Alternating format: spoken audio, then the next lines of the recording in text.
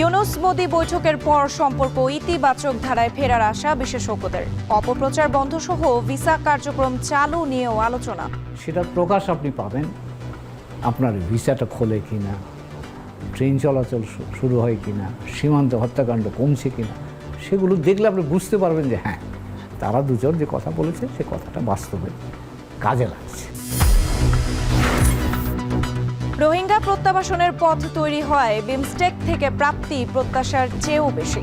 সহযোগিতা বাড়াতে আসিয়ানে যুক্ত হতে আগ্রহী বাংলাদেশ। এক যুগেও শেষ হয়নি একমাত্র মেরিটাইম বিশ্ববিদ্যালয়ের নির্মাণ। অথরাই থেকে যাচ্ছে ব্লু ইকোনমির স্বপ্ন। এবং অস্বাভাবিক শুল্ক আরোপে যুক্তরাষ্ট্রকে অর্থনৈতিক মন্দার দিকে ঠেলে দিচ্ছেন ট্রাম্প। ক্ষতিগ্রস্ত হবে বিশ্ব অর্থনীতিও। গ্লোবাল মার্কেটে হবে ভয়াবহ অবস্থা। সারা বিশ্ব একটা অর্থনৈতিক অস্থিরতার মধ্যে পড়ে যাবে।